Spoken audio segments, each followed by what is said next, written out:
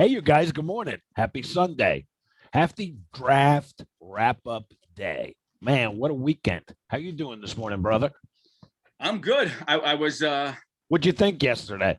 I was happy. I'm not, listen, I'm not going to sit here and tell you I know who these guys are and, for verbatim, but from the films I've seen, the little clips, I'm very impressed. And Oh, even though yeah. me and you didn't want running back, this Michael Carter looks like a player. Well, hey, yesterday we talked about it. Yes, we did. And we said, if we're going to go running back, okay, I mean, we both want the offensive line. Yes. Okay. If we're going to go running back, we both said Michael Carter. We sure did. Enough. We did. Now I know we don't have the fanciness to put up on this screen like all the sleepers. Yeah, right. We don't have the bells and the whistles. Yeah. We need a sponsorship. Yeah. Woo. But I was very impressed with the names we threw out yesterday of sleepers. That 90% of our sleepers went to some organization, picked them up, which was pretty cool. And I was high on a couple of them. Even though we, again, repeating myself, we didn't want running back, we were both very high on Michael Carter. Yes. We said yesterday, if they're going to take one, that's what we want. That was the one, yes. Yep. I also liked, I don't know if we were in agreement, I think you gave me another name too at wide receiver. I like that Amon-Ra St. Brown, but it wasn't in the cards. We didn't need another weapon, but right. These are names that, that came off the board, that we said. Jabril Cox is going to play. I forgot who took him, but he got drafted. Sean Wade, the cornerback who I really wanted, the Ravens picked him up. Yep. So it was nice. It was a good day. And I think we did well with our draft. We wind up finishing with 10 picks anyway. Yep. So it was nice. Do you have any feedback on these cornerbacks and the third round picks? I don't have too much feedback. I don't know too much. Do you have any information on them? No, I mean, not really. It's just I watched clips of some of them. Like I watched clips of Carter, the running back, and I watched clips of Sherwood, the linebacker. What'd you think? I didn't get a chance to see anything. Like them. And then I watched some of, because everybody was making a deal out of the two Carters that they picked. One Carter, two Carter. So I watched some of Michael Carter, the second cornerback out of Duke. Not bad. Okay. I'll have to watch film on him. Okay. So you were impressed with him. You think he could start? I was also impressed with Pinnock. Is that the kid from Pittsburgh? That's the kid they got out of Pitt. Yeah. Wow. Now, any of these guys look like they could start right away? Just like the film that you saw. What do you think? I think either Pinnock or Carter could go in there. I mean, compared to what we have right now. Okay. Why not give him a shot? I'm just wondering if you with the little film you saw, if you felt confident enough that maybe we don't need to go out and get a cornerback. No. Listen. If somebody like Sherman is still out there,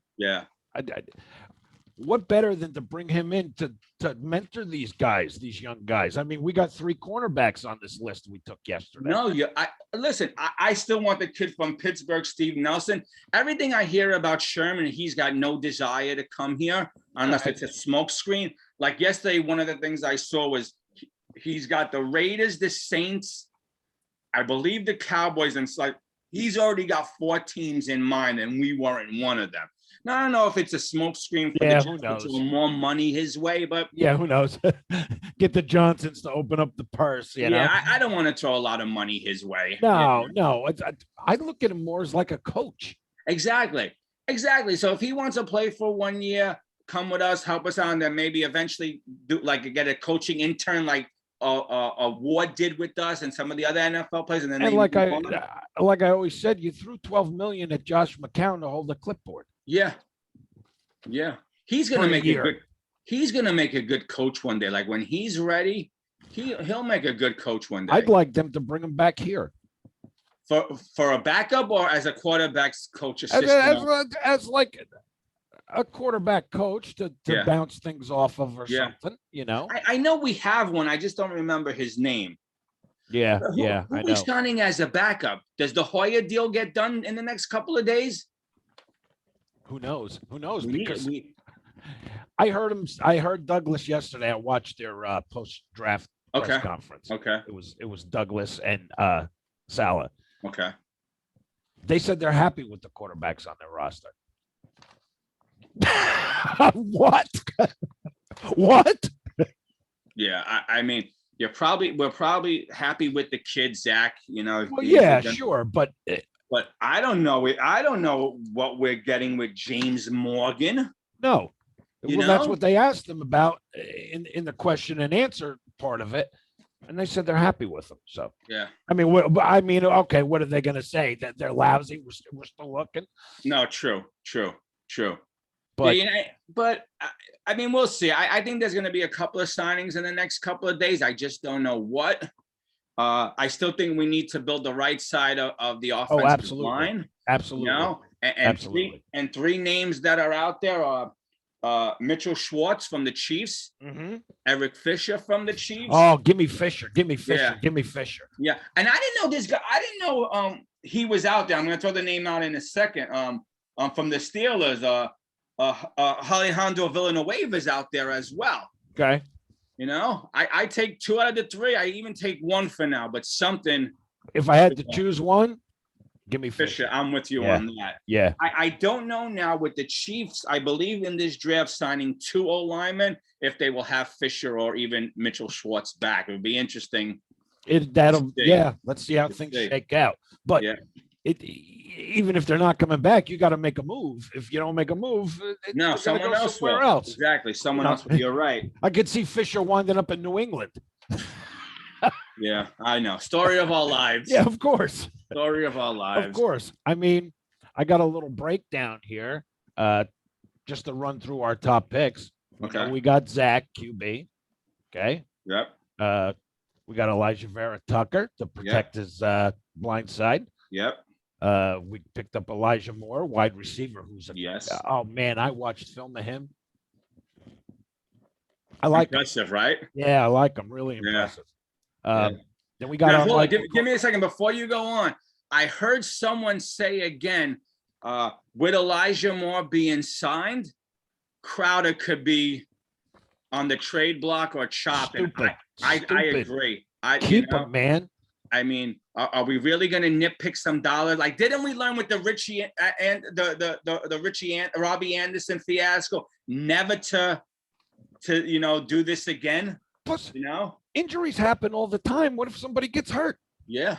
I mean, wouldn't you like a Crowder to be able to step up? Yeah, sure, I would. Yeah, I mean, I'm keeping all 5 wide receivers and Crowder being one of them. Absolutely. And if this, and we'll get into it, if this undrafted free agent tight end, I think it's Kenny Yubaho, I'm sorry if I'm pronouncing it wrong. There's good things about this kid too. People are saying this kid could turn out to be a steal as an undrafted free agent. Nice. But all right, so finish. You were saying so. Michael Carter. We went Michael Carter running back, and then what really surprised me was, man, we flipped it and we went straight defense. Straight defense. Yep. Again, the big thing about the second Michael Carter. What did he say yesterday, Douglas? They were trying to get as many Elijahs and as Michaels Carters as they could. Yeah. Michael Carter the second, cornerback out of Duke. Okay. I said I watched some film of him. It was pretty impressive. Was he one of the names you had on your sleepers? Good question. He wasn't on mine, but I know. No, I don't think so. He was definitely on a few other people's list as a sleeper, but he wasn't on mine. Oh, and I'll tell you why. Stupidity on my part. I saw Duke. Now I know nothing of the kid. Never saw him. I saw Duke, and I was thinking, "Oh, please, the competition's probably weak." Yeah, silly me on that, but like I should know by now, never to judge anyone or a school or a player by the college or the university. So.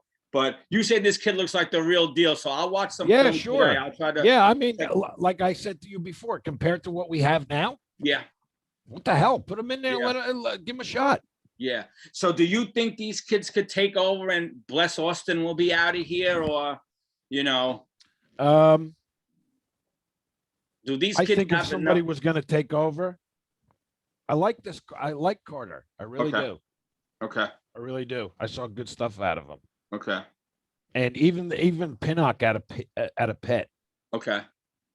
I Do you mean, have any information on the kid we took at 200, also a cornerback, Brandon Eccles out of Yeah. Kentucky. Now, Yeah. no info, but I could see him fitting in with special teams, Okay. and that's what I see for a couple of these guys. Yeah, got to make your bones somehow. Yep. Yeah, sure. I got to tell you, if these 4 cornerbacks that we drafted yesterday really know anything about the Jets, or their agents or told them anything, or they doing their studying, these kids have to come in hungry, because there's no one set in stone in the cornerback, that we're going to say, there's no way this kid is taking over for so-and-so. How can you not come out of college into the NFL and not be hungry? Yeah. Get after it. Go get it. Go get it. Yeah. No, I agree. But let's say with some of these kids, of course, they're going to come in there. They're all fighters. They're going to fight. But it's hard to jump that hurdle when there's a starter in place. With the Jets, these starters that That's what I'm saying. It's wide open, man. Are not really starters. So these kids could come in and make an impact right away. That's my point about Carter. And that's what we said. We wanted Joe Douglas to get good players who could come in and make an impact right away. Like, I went as far as said 5 of these 10 picks have to start in my mind, and somewhere down the road, 2 additional guys have to jump in, whether it's week 5, week 8, week 11, and keep this ship moving. And I mean, don't go by late rounds. That doesn't mean anything. I mean, some of the best players in the league came out of the late rounds. Yes. Yeah. Agree. I mean, just because they're picked in the 4th or the 5th or the 6th round doesn't mean they're not going to ball every Sunday. And you know what, Kevin? These are the guys sometimes who are the hungriest. Yes, because of where they went. Who are the hungriest? So it should be fun. Now, correct me if I'm wrong. Yesterday, did we touch on undrafted free agents and how many of them really make the team? We did not. Okay. I thought we did, because I thought I remember saying, other than Wayne Corbett, how many of these undrafted free agents? Right. Yeah, we did a little bit. And then you asked me about, and I have Corbett was a walk-on. Okay. Yes. I have something very interesting, and you're going to love it. This is going to be right up your alley, or any Jet fan. Before we go on, you asked about David Harris. So he was a 2nd-round pick, 47th overall, 2007 draft. Okay. And we saw the undrafted free agents we signed yesterday. We did sign a kicker from SMU, Chris Nagar, I think it's pronounced. But we signed 11 guys. We'll see what happens. Some of them will fill in, whether it's special teams or practice squad. But we did sign 11 undrafted free agents, which is great. I mean, look at the diamond in the rough Corbett was. Yes, and that's what got me thinking, Kev. Has there, other than Corbett, because that was the first name we both said, was there ever an undrafted free agent that made the team and really popped? Okay, so in the last 25 years, I'm going to give you, and you're ready? And you're going to know Come on. them, and you're probably going to like, I would say, 8 out of the 10. Okay, I'm going to give you the top 10 undrafted free agents that the Jets picked up and made the team. And I'll either thumbs up or thumb down you. Okay, I'm going to give you the name, the position, and the year. So undrafted free agent, number 10. Nick Bellore, linebacker, 2011 class. I'll go in the middle. Okay. All right. I mean, he was a special teamer, played nice. Yeah. But he had a nice career in the NFL. I think from us, he went to Seattle and he revived his career there. So you can't knock it. Undrafted, made the team. That's right. Rontez Mills, safety. He was the 9th best one, 2013. I liked Mills. Special teams guy, feisty, Yes. Here's a blast from the past. Oh, boy. Number 8, linebacker from the 1995 class, Chad Cascadden. Oh, bad. I loved Chad. Yeah, okay. Chad was a badass. Yeah, didn't even realize he was undrafted. Really? Wow, I didn't realize that either. Yeah, the Nick Bellore rang a bell, but Rontez and Chad, I had no clue were undrafted. Parcells loved Cascade. Yeah, I'm going to give you another one. Here's a guy, again, we were what, in 1997? Whatever we were still hanging out. We were in our prime. We were watching the draft all the time. So the number 7 on the list was John Hall, kicker, 1997 as well. I liked Hall. Hall was good. Yeah. He nailed some big kicks. Yes, he did. Yes, he did. The Monday Night Miracle. Who nailed the winning field goals? John Hall. Yeah. Now, this name is not ringing a bell because I'm thinking of another Jenkins. In 1997, what? Chris Jenkins, that was the stud. He was. Yes, there's that. Oh, we only could wish for another nose tackle like him. Yep. We're hoping, like, what's the kid's name 2 years ago in the draft? Williams? No. Williams, yeah. We're hoping he's going to be that. But I don't remember this guy at all. I'm going to throw the name out there. Maybe you could enlighten me. He was the 6th best undrafted free agent for the Jets. Also the 1997 class guard, Kerry Jenkins. Kerry Jenkins. Yeah. Yes. I don't remember him at all.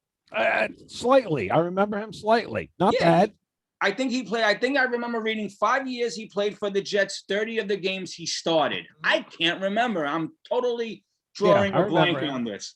Yep. Now, number 5, one of my favorites, all right? Good old Paisano. Bring it. Defensive lineman, 2007 class, Mr. Mike DeVito. Oh, love him. Yeah. Love him. Yeah, I didn't know. Again, undrafted free agent. Love him. I mean, I didn't love that he went to the Chiefs there for a while, but I thought he fit the bill right. He fit us nicely. He fit our scheme well enough. Yeah, I love DeVito, and he's actually now he's a big commentator for the Jets. So, is he? Yeah, okay. I watch him a lot because they come on sometimes live and do live things. Okay. He's always involved. He was always involved in the post games last year too. Okay. Yeah. All right. Cool. Here we go. Number 4, wide receiver, 2016 class, Robbie Anderson.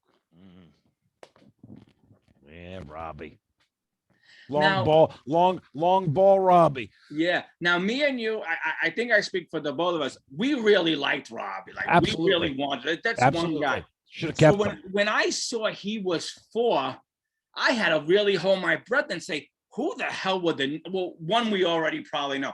Who were the next 2 on the list, you know? And I'm going to give you, and again, I didn't know he was undrafted. In the 3rd spot, nose tackle, 2012 class, Damian Harrison. Snacks. Didn't realize he was unjust. 2 thumbs up. Didn't realize he was undrafted. You know, and that's another one. I don't know. They didn't want to pay him. Now, look at Leonard Williams now. But that we're going to choke up to coaching. If he would have got the right coaching here, he might have been the stud we thought he was. Yep, I agree. I know Harrison was with Detroit. I know he's not with them anymore. Is he retired? Is he with the team right now? Do you know off the top of your head? Maybe people in the comments can let us know. I don't know. Sure. Somebody let us know. Absolutely. Yeah. And number 2, another guy, 2002 undrafted class, guard, Brandon Moore. Yeah. Agree. Absolutely. Yeah. And we had some badass offensive linemen, and I don't know why we got rid of them. You know what? I'm looking at this top 10, and I'm going to give one in a minute. I think everyone in Jet Nation knows who it is. These players, we seem to draft better our undrafted than we do our draft. Yeah, absolutely. Every one of these guys started at least 1 game for us, if not 2 or 3. Can we just have an undrafted class and not throw everybody else out? Yeah. Come on, walk-ons. We want walk-ons. We seem to do better with it. And I don't know if it's that these guys just have a different makeup because they weren't drafted, so they have that chip, you know. Then they come in. Yeah. Well, hey, man, you come in. You can come in with a different attitude. Yeah. A lot hungrier than a drafted player. Yes. You know, Yes. I mean, these guys who go in the first round, they're expecting it. Yeah. You know, Yeah. No, you you're get right. somebody Agreed. who never got drafted. That man, just give me a chance. Just give me a Exactly. chance. And with you saying that right off of the bat, I'm going to go with I don't know what the other 31 teams ever did in the history, but I'm going to go with the king of kings of all undrafted free agents, wide receiver, the 1995 class, Mr. Wayne Chrebet. Yep. If I had a third thumb, if I had a third one, if I could stick my toe up there, do it, exactly. To me, he's the epitome of an undrafted free agent. Absolutely. He didn't care what anyone said. He right didn't out of Garfield, New Jersey, too. Yep. Homegrown boy. Yep. He didn't care that Keyshawn was the number one guy and talking all the nonsense. He proved the doubters wrong. Hats off to him. Every undrafted free agent who don't think they have a shot should put on a Wayne Chrebet tape and just sit there and watch him. Particularly after Keyshawn got traded, went down to Tampa. Remember the flashlight game? Curtis Martin passed to Chrebet in the end zone to beat the Bucks. Correct. And there's Johnson. Yeah, exactly. I know that was great. And you know, and when that trade happened, everyone said, well, now you're going to see teams are going to double team and they're going to come after Chrebet. He's not going to be as well. And his numbers stayed the same, if not better. And hey, if it wasn't for the Keyshawn trade, there'd be no Mangold and DeBrickshot. No, you're right. You're right. There never would have happened. No. Agree. So what else? Speaking of trades, I found some of the trades interesting yesterday that we did, because remember, I know how disappointed you were that day 2, you thought Douglas was going to jump back into 3 somehow, and it never happened. I really did. Well, he saved all his wheeling dealing for yesterday by sending 143 to the Raiders for 162 and 200. Then he turned around and traded 162 and 226 to the Chiefs for 175 and 207. So, I mean, he worked a little.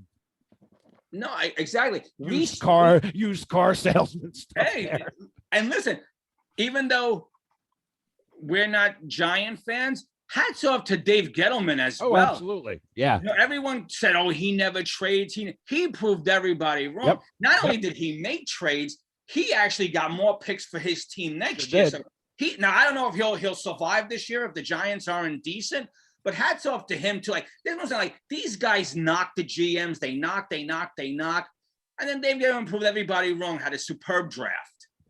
I would love to get a Giant fan on here one day to see what he thinks of what Gettleman did with all the wheeling and dealing. But he was traded Dave yesterday. He did a lot of good things. And again, hats off to our GM, because when we went to sleep after day 1, we were 1 less pick than what we entered. And then after day 3, we finished with 10. That's right. Finished with 10. Yeah. So props to that. He got even though it was a lower pick, he got the 10 back. He liked these guys on the board, him and Salah and Woody. They liked these guys. They seemed truly pumped and excited that these guys felt to them. And now it's time to rock. And now it's time, like Salah said, right? All gas, no break. Let's do this. Let's do it, baby. Like you said to me before, I'm ready for football to start tomorrow. Yeah. I want to see this product now out on the field. I want to see my new shiny toy. All right, let's play. Let's do it. That's right. Let's do it. But again, can we build up the right side of the line first? Yes. With somebody, even if you plug like one of these guys, Fisher or Schwartz or something in there. Yeah. So. Yeah, and I'm not even saying go get both, because we need the right.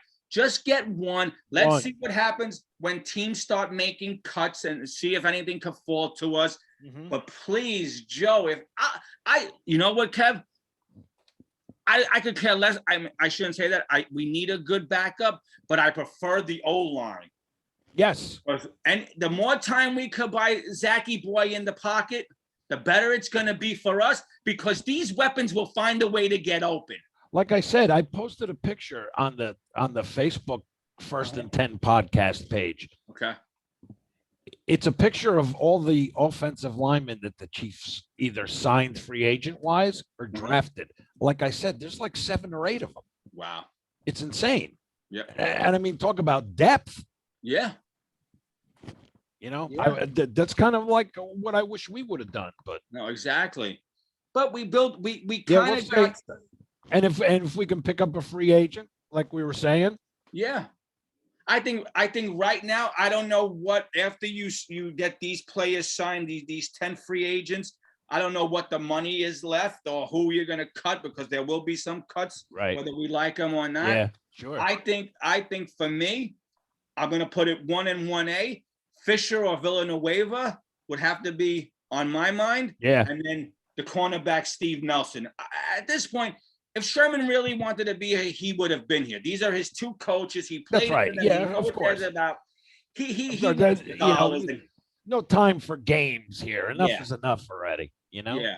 So if we're sitting here on our next show, which is probably next Saturday, and we've signed another old lineman and we've signed this Nelson kid, I'm going to be happy and I'm going to be pumped, and let's do it. Absolutely. Me too.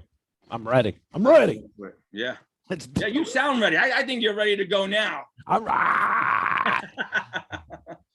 Listen, nothing would make me happier than at 1 o'clock to be turning on the TV and seeing a Jet game. Tell me about it.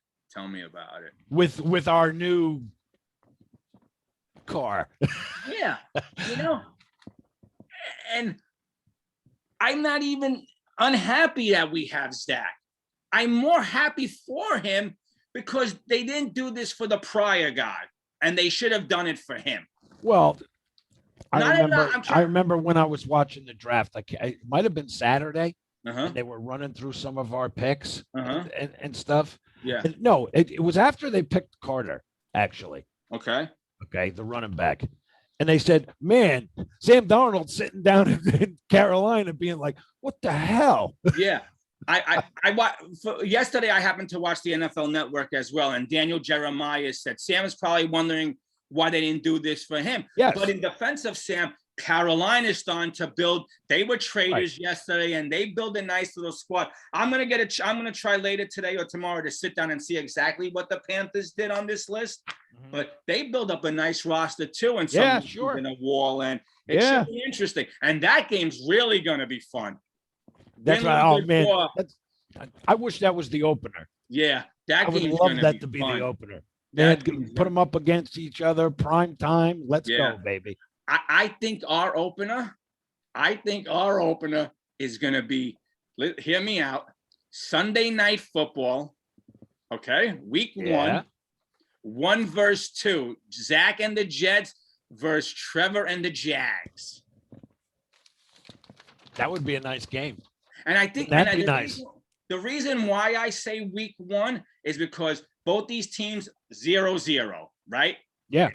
First win on the line. And you got 1 and 2 going against each other. Exactly. Everyone who's a football fan knows these 2 names. Whether you're a fan of these 2 names or not, you know these 2 names. That's right. The problem with this game, if you do it in week 9 and one team is 8-1 and one team is 1-8, it loses the luster. It loses. It needs to be opening day. Yes, exactly. I totally agree. So I wouldn't, because I'm a Jeff fan. It's mostly likely going to be us that are 1-8 or whatever. Well, whatever. Yeah, probably. But that's why it loses. It's if this is a Sunday night game in week 1, everyone's tuning in. Absolutely. No one's tuning in if one of these teams are a bust in week 9. Right. Like I said, they'll probably, if it was on a Sunday night to begin with, they'd probably flex it out. Yes. So.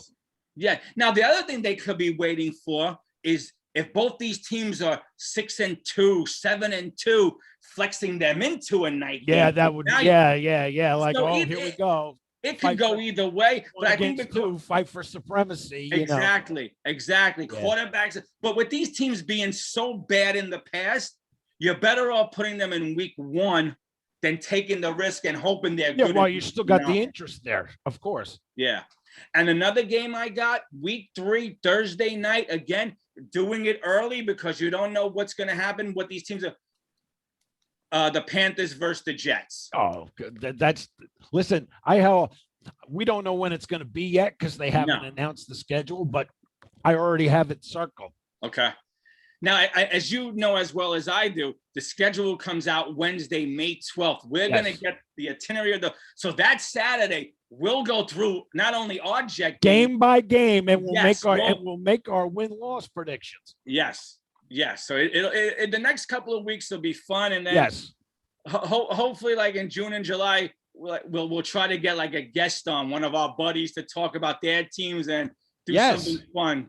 Absolutely. Absolutely. Yeah. Throw somebody right in the middle here. Exactly. We want to hear from you. That's right. All right, Kev. Well, this was another great show as always. Yep. Oh man, what a weekend, right? Yeah.